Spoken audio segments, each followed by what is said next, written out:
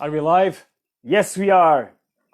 But still without seeing you. So, I'll do the usual copy and pasting the live link into another group. Yes, I'm done. We are set. And yes, good evening. When you arrive, you'll get to see everything for sure. Just rewind the thing. Today we are going to talk about the building powers. The building powers was the expression that I used to put some meaning, focus onto this live, and as such, it is an expression that is designed for us to focus on certain types of purpose-driven experiences in our lives, in our process of living our very best expression of ourselves, which is the purpose of a human being to fully, evermore express the truth of his being, of his self, his most incredible assets, gifts, talents, and all sorts of beautiful stuff that we all have inside us, and that, for one way or the other, get lost in the process, and that get covered by shades, by darkness. And in fact, hi Julieta, welcome. In fact, the thing is, I tend to, I'm a little bit annoyed right now, to be honest, because I after the necessities of the day, I tend to drill deep into some readings that I feel useful for times like the ones we are living in. And I really am putting some share fair of efforts into understanding how can we really build a better society these days, considering what is going on around us and in the context of what is happening. And I'm reading a book, which I have right here near me. This book, The Accent of Humanity by Mr. Charles Eisenstein, is a wonderful book. He's the author of Sacred Economics. I'm reading it a little bit free flowing, so I jump from chapter to chapter, not in linear fashion, but I'm making some sorts of dancing with the book, because that's the way I feel that I need to read this book. And I was reading about the history of education, of the educational system, the conventional system. And the metaphor that I intended to use for this live right now completely changed upside down. It's like a flip of a coin. It's like really the reverse side of the coin, because now I look at the building powers with the lens of the intent provided by the gentleman who created the current school system. A school system designed to mold us into parts of a big machinery onto the 19th century industrial age, because they have the need to have a plethora of skilled workers in their understanding, and as such they designed, and this book is very rich in passages, quoting historical passages from all sorts of historians, gentlemen responsible for implementing the school system, and so on and so on. and it is quite shocking to see in their own words their intents, and as such, because their intent was to make us as docile, as gentle and obedient cogs, pieces of a machine, which was for their own advantage, the master lords of industry, so to speak. But I instead of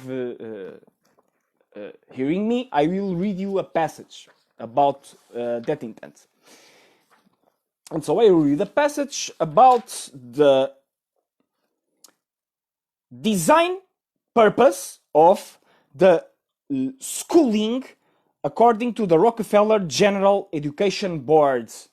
And this is from 1906 document that I will quote exactly for you to check. And this is the, let me see, okay, General Education Board, occasional letter number 1, 1906, quoting by Mr. Gatto, which is an author, an historian and teacher, considered one of the best teachers in USA.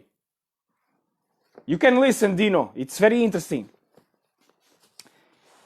Quoting, in our dreams, people heal themselves with perfect docility to our molding hands.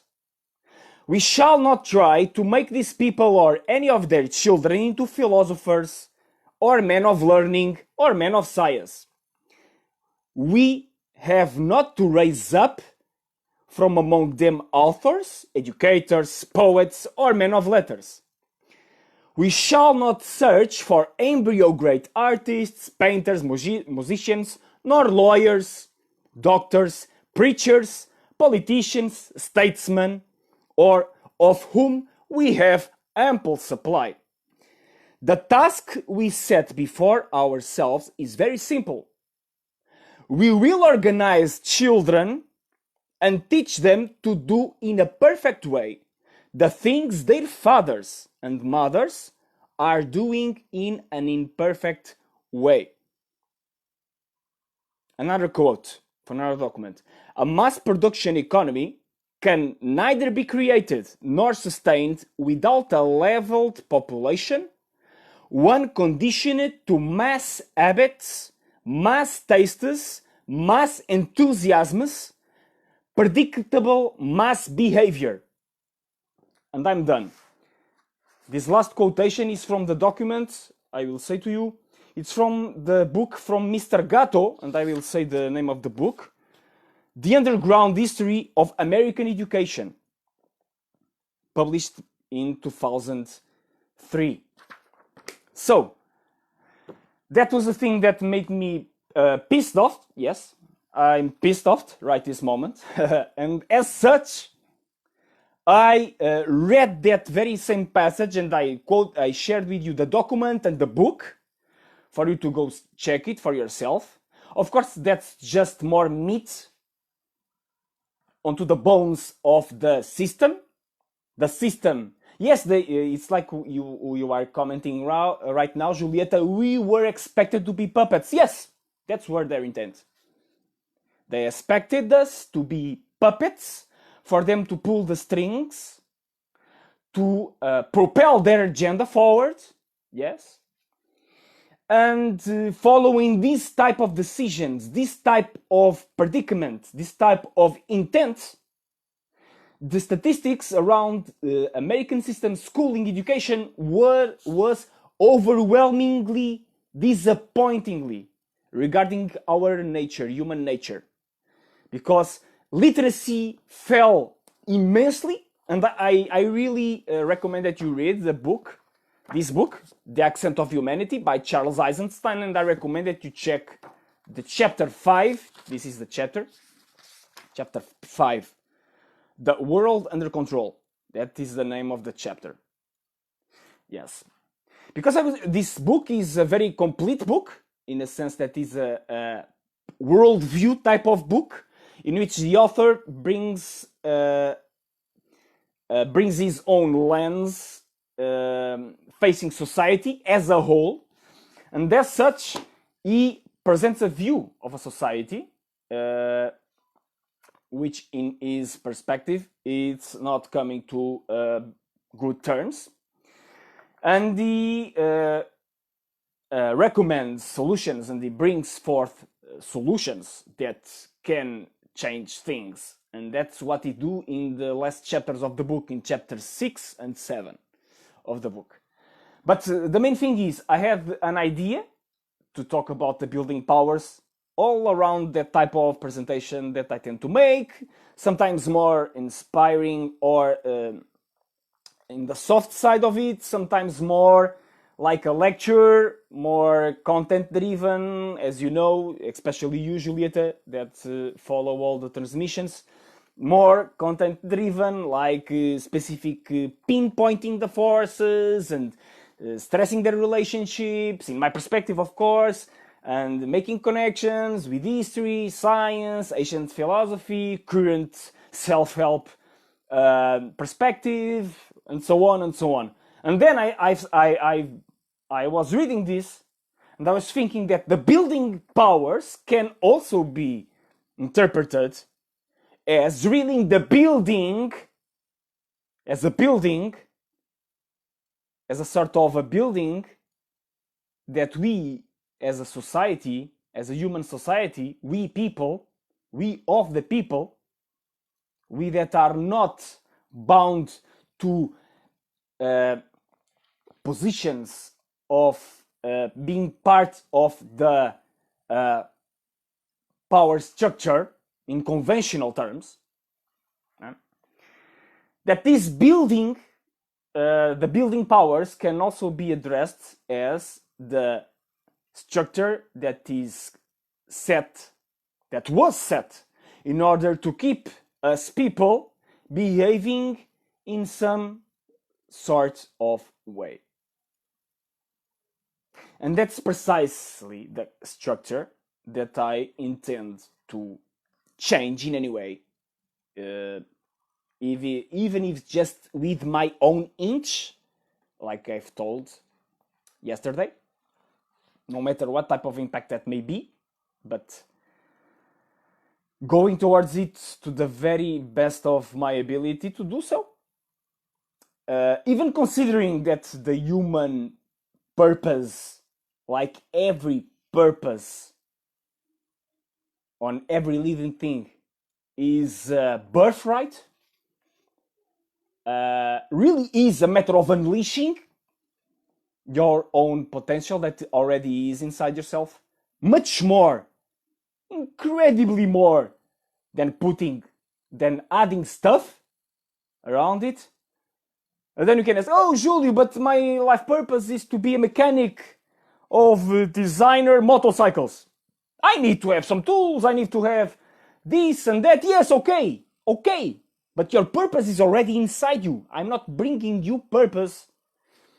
Of course you need to be skilled into the mechanics of design motorcycles. Of course you need to put the hours, the effort, the energy, the attention for learning how to build, how to assemble a designer motorcycle.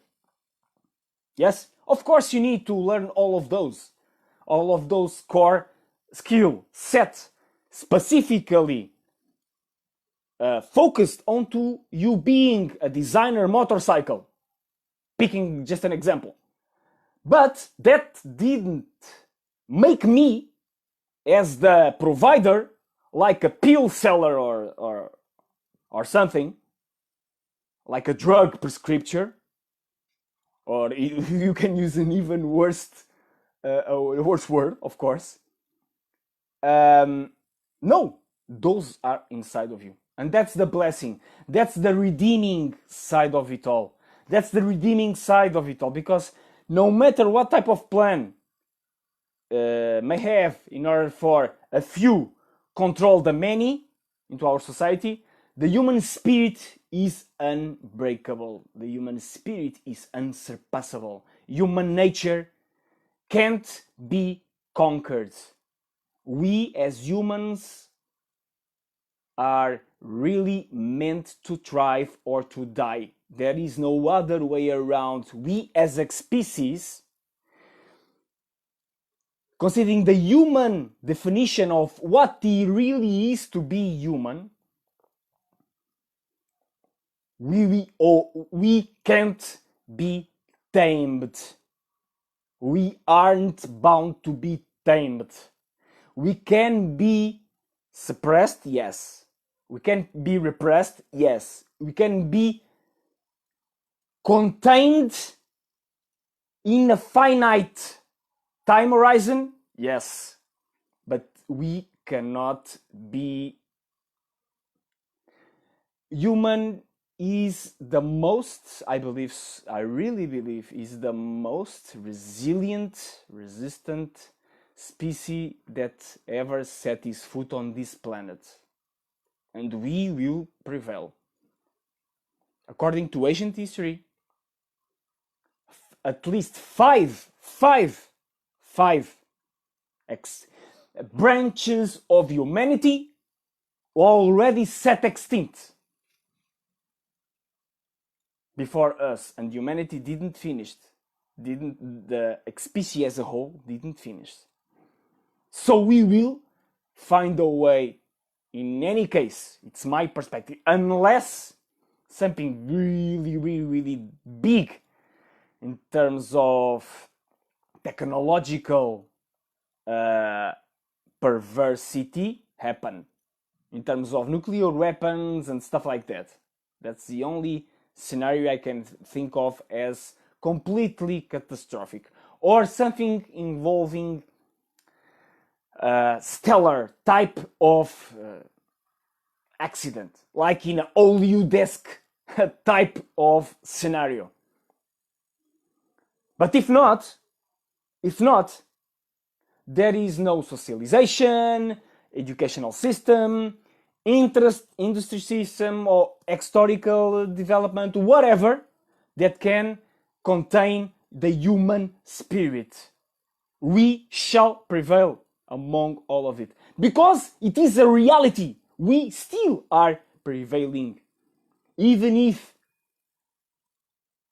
being attacked by our own species, because that's what the dark side of humanity is. It really is like a cancerous type of expression. Unfortunately, that's our dark side. We self-destruct, and of course, in the process, we destruct around us also. Unfortunately, the environment, other people, and so on and so on. The animals, this beautiful, set to be paradise and yet to be paradise that we call Earth, yes. And so the building powers, we can see it as a sort of Babel tower, in which there are no limits to greed, there are no limits to control, there are no limits to enslaving other humans, other species, animals, vegetable, whatever. And that's the dark side of the human nature, for sure. And I've seen a guy who made some comments. Yes, Dino made some laughing in the comments, and I know the guy. Yes, he has a perspective very much set on that. I'm calling you Dino because you put yourself at ease. So now I'm calling you. You went to make some jokes, so I will call you now. This guy has a perspective that is not the perspective of the possibility side of life as such. And so he went because he thinks I am an optimist and too much of an optimist. And so he didn't make the idea that today I'm going to talk about, at least in the beginning, something that is not so optimistic. And maybe that's the synchronistical reason why he jumped in the comments. And that's very funny, of course. But yes, Dino, you're right. We humans also had that side. I don't live in the La La Land. And yes, I'm just willing to pay the price for fighting. That's the thing that separates me. Me from others that don't see that possibility. From others that acquiesce to things as they are. That's the difference. I really believe that it's worth fighting for. I really believe that we should leave to our own children a future better than the one we inherited. That's what I believe. And I really believe that we can do so, yes, of course, if we unite, if we get more self-aware about what makes us able of doing so and capable of putting it into practice. And if we have the guts to put our own step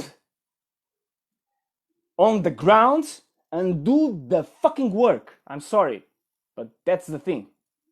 And for do the work, we need to have the vision, have the tools, have the knowledge, and have the community, the bounding for the construction to happen. If not, nothing will happen. Because humanity is speaking about utopias since the dawn of times. There are utopias for every taste onto the table, since Plato.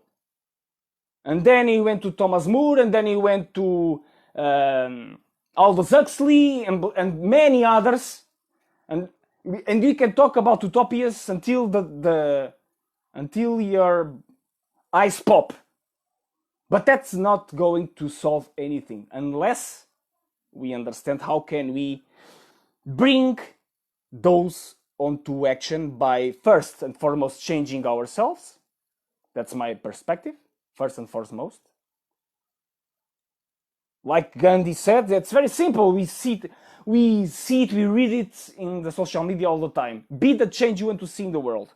If I want to see better leaders, I should be a better leader myself. If I want to see people in charge more cognizant of the laws of life, the laws of community, the laws principles, what does it take to make a more just, a more fraternal, a more kind society for all, I should strive to be an example of it.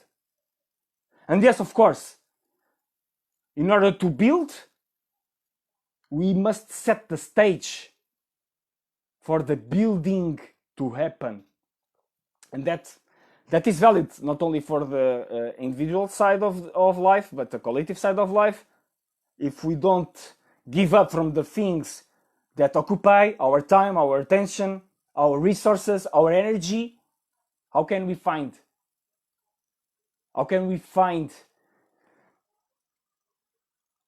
those very needed dimensions to build something new that better sustains us and that better represents us and that better calls forth our purpose? It's very hard, not to say impossible in many cases, not to say impossible. And in a society, that's the same thing. And that's really the same thing. In all, the seed has to die for the plant to birth. And that's the thing. The old must die for the new to come forth. And in the process, of course, there is some sort of demolition powers and forces that are operating to clean the ground for the new to come. But that very new must come from the old, from some dimensions of the old, because that's how life operates. You can't take a rabbit out of the hat of the magician without putting the rabbit in the hat, in a sense. Of course, that's not the metaphor for creating the new, But the real thing is, you can't have a new crop without having the seeds from the previous crop. That's the appropriate metaphor here. You can't. So you must build with what already exists. And guess what? That's it. The things that are needed to build a new you and the new us already exist. It's just a matter of choice, a matter of putting the effort, a matter of going the extra mile, and the effort of being what we want to see in the world. For me, that's the thing. We are all free to do whatever we want to do. But we can't have apples if we plant oranges. That's the thing. You can't have a new world if you plant the seeds of an old world exactly as they are. No. You must create something new out of something that is already new. As a seed, as a code in their DNA as such. The coding must be not perfect, but really different from what is behind, from what is to leave its place empty for the new to come. Unless we want to see the very same patterns repeatedly one more time, like in all history, reported conventional history, which is like the power dancing chair. The only things that really changed are technological innovation and people's faces in very structural terms, and of course that can be very apparently new, but in the essence it's not. In the essence, humanity still lives as thousands of years ago in a scarcity mentality, like Mr. Charles Eisenstein and many others said, not only Mr. Eisenstein, many others acknowledged it. But I'm talking about him because it was the guy of the book that I mentioned you. But really is the thing. Really is the thing. And so the building powers, you can study the... Thank you, Julieta. We have it, the warrior lives in all of us. And in fact, that was the path I was taking initially.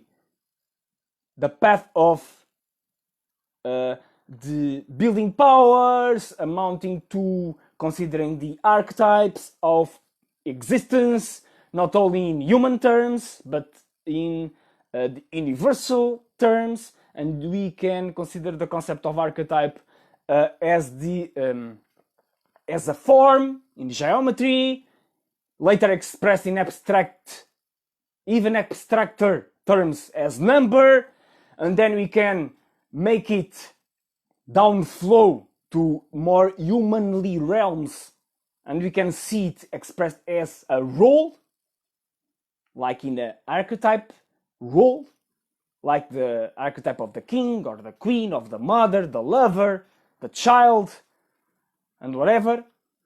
But well, that was not the tone of it today. The tone, because it really amounts to this: if we are connecting to our most authentic place, those forces, those universal forces that make us into what we are at the utmost of our truthful expression, those forces come forth naturally. If they have the space, the time, the energy, the context, the possibility to call forth, they will go forth. They will sport. They will spring. They will give their own appearance to the advantage, not only for our advantage, but the advantage of all. And we see it all the time. For instance, in sports, when we like in the narratives and bios of many sportsmen of remarkability, we see it. They receive an opportunity, they take it, they express themselves fully, the rest is history. Now I was thinking about a famous game by Cristiano Ronaldo when he was 17, when Sporting played against Manchester United in the first game of the season.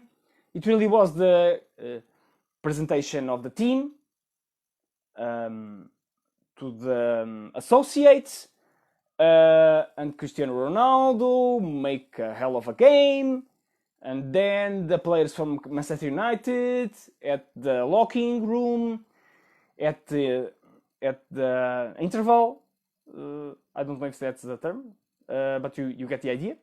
They ask Mr. Alex Ferguson, please, bring the kid, because he's so much of a good, and the rest is history. He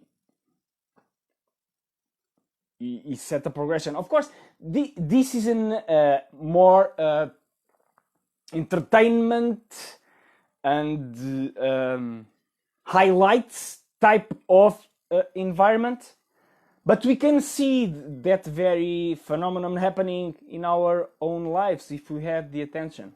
If we recall a time that we feel that we can express our very best, and if you don't have that recognition, we can have, if we allow ourselves to have, we can have the dream of it, and we can ask for that dream to come forth for us. What will be a stage for my best to shine forth? What will it be? Ask it in a prayer before going to sleep, if you haven't already, or if you need it, if you don't have the memory of it, for instance. And that's the thing. And on top of it, of course, then you put all the other stuff. Put all the archetypes, number archetypes, geometrical forms, role-playing, astrological planets, or astros that amount to archetypes. Yes? Because Mars is the archetype of the warrior, the Sun is the archetype of the king, slash performer, slash hero, and then Venus is the archetype of the lover, and so on and so on. And then you can go to Tarot, and Tarot will talk you about a different set of archetypes. You bring into Major Arcana, they will talk you about the life stage evolution development type of archetypes. If you talk about the Minor Arcana, you talk about day-to-day evolving type of scene. And then if you went to, and so on and so on and so on. You can go to Logotherapy by Mr. Viktor Frankl. You can talk about perspectives of Mr. Abraham Maslow, and you have a plethora of knowledge that humanity already put forth for our own benefit. And you can use it. And you can use it by yourself, or you can use it with a coach, or with a mentor, or with the facilitator, orientator, teacher, whatever. But the main thing really is to liberate the space, the perspective, the lens, the worldview for that to happen, no matter how hard or how easy it may be. That's the much needed thing to overcome the negativity, the cynicism, the pessimism, the nihilism that we see, unfortunately, so prevalent these times, and in so many people, which, by the way, are not to be demonized. If we are spiritual as such, then we must acknowledge that they are only expressing sides of us all, no matter what side is being expressed. And it really is an invitation for us to put our very best effort forward, whatever that type of effort that may be. Is it being more of a warrior? Is it being more of a peacemaker in the traditional sense of peacemaking? Because being a warrior can also be a way to peace if doing in a sort of awareness sense. Yes, I believe so. Because being a warrior can really amount to facing things as they are and decide I will not run away, I will not hide myself, but I will face. I will face the opposition. I will face the disagreement. I will face, but how will I face it? How will I face it? I will face it like a kid, throwing a tantrum, or I will face it like a man, or like a woman, like a mature side of person. Because language can be quite tricky, and it's full of sexism. You know it, of course. But it really amounts to this: how are we face it like a mature person or like a kid? Well, being a kid is nice. Throwing a tantrum instead of facing things with that playfulness of the kid, with the helping hand of the warrior to make things more direct whenever needed. That's the thing. I believe that's very much needed these days. And no one, I believe, no one can be the perfect warrior, or the perfect kid, or the perfect whatever every single time. Of course not. I'm recalling an episode these days. I was with my kid now at a public transportation. I was at the boat with the kid, and we had to use the mask because it's mandatory now. And I'm against the use of the mask. Against in the sense of I don't believe it's all the evidence that I have. None of it feels compelling for me in terms of the use, and there are several downsides of it. That for me, I'm just expressing my position, just to be clear. But I want to follow the rules whenever needed, and especially I don't want to send the image I don't want to give him the image of dad being called forth by some sort of security, and because they were present, whatever. And he was saying at the trip, my 5-year-old kid is saying, "Oh, Dad, this is very hot. I can't breathe well. Can I?" And then he take the mask, and then my first impulse was to put him the mask again. It was 2 days ago. 2 days ago. It was Monday that this happened, and I recalled looking at myself and sensing, okay, but am I going to enforce the mask on the kid? No, I don't want to enforce. And I told him, put it just right there, because they want right now they want us to use the mask. So if you can't breathe, please tell the dad. I will remove the mask and I will talk if needed. And then he put the mask again, and he stayed put.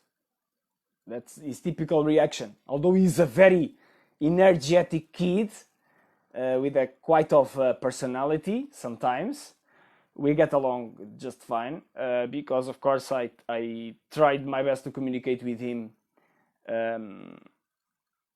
with the most empathy possible, without dismissing myself from my role as a dad. But it really was was not a perfect moment, maybe for the warrior. But the thing is, more than putting masks, is more of an issue around our own life purpose, removing the masks, because this is quite a metaphor also for life, isn't it? This is quite a metaphor. We are being asked to use masks. We are being asked to stay put. When the evidence is getting ever more clear around the complete nonsense that all of this thing is, because the scientific evidence is very clear in putting this situation onto comparative terms in terms of virology, and even the admissions, the recommendations are very incongruent. Like, you must wear a mask onto a restaurant, but when you will eat, no, you will remove the mask for it. So how can you reconcile the both? No, you can't reconcile.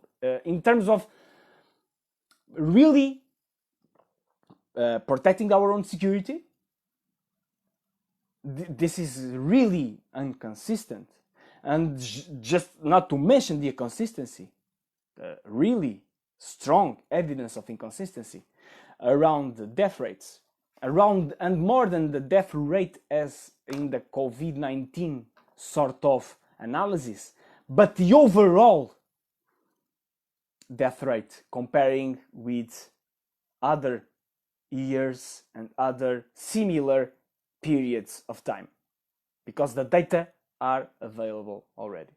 So, but this is not a COVID-19 session. It was, I will really want to bring some different, maybe surprising for you. I don't know if it was helpful. I hope so. Well, I've mentioned some sources, some extra sources already, and I've shared some of my state of mind, considering one more time the challenges, and of course, seeing my own dreams, my own intents, decades long,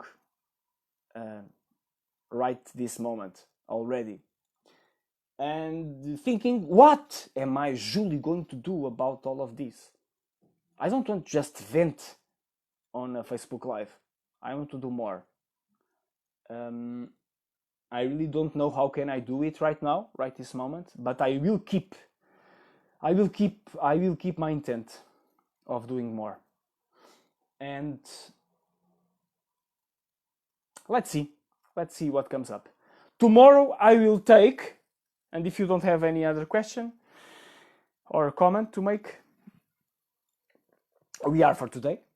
Tomorrow we, because we create these lives together, yes, really. We will talk tomorrow about purpose-driven politics. Yes, I will risk it. Purpose-driven politics will be the subject of tomorrow's live. And we will talk about solutions. Of course, we've been talking about it during this, but I will talk about. I will try to bring forth the systems perspective, not to be just a bunch of unconnected, more or less coherent propositions or proposals. That's a theme. Purpose-driven politics tomorrow. Today, we are ending. Thank you very much for watching, for stopping by, for your participation. In favor or not in favor, thank you very much. Talk soon. Take care.